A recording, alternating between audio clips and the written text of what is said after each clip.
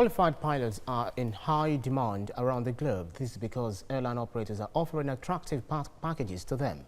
In Nigeria, industry experts are asking the federal government to give the airlines operators incentives for training pilots. Lena Mark reports.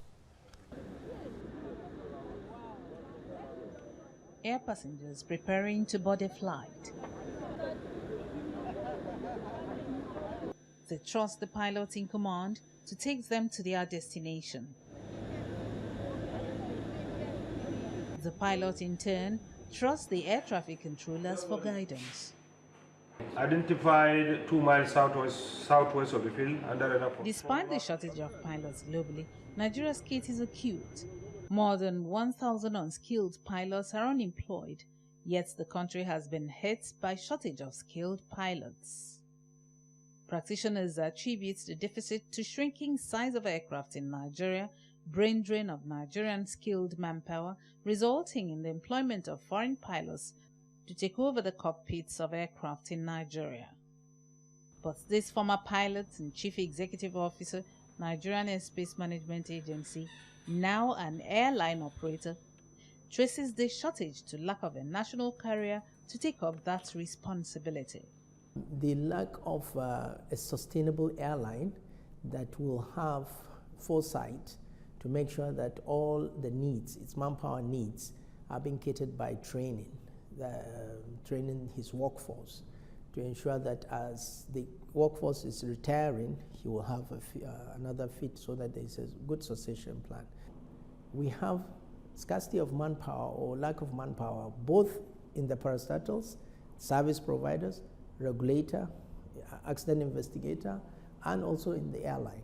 Industry analysts are of the opinion that about 50% of pilots flying today are about to retire. And over the next 20 years, the number of air passengers would double.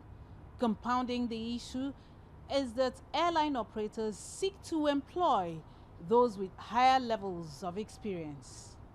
Boeing estimates the global industry will need about 2 million new commercial airline pilots, maintenance technicians, and cabin crew members over the next 20 years, while Airbus projects that 450,000 pilots will be needed by 2035.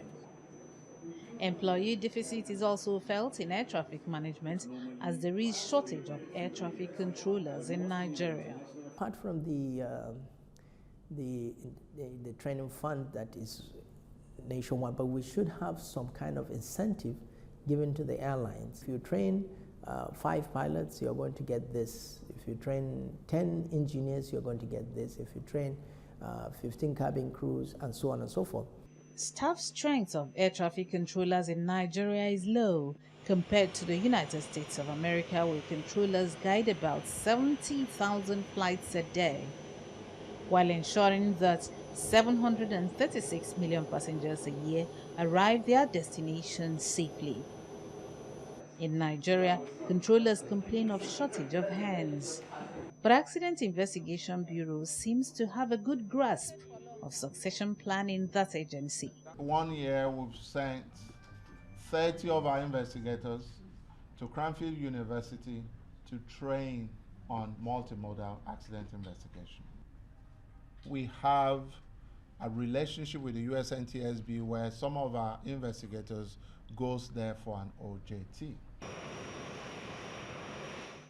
Experts say Nigeria has been able to maintain its Category 1 status with the U.S. Federal Aviation Administration despite the deficit in staff strengths as the operators employ expatriates to fill the gaps.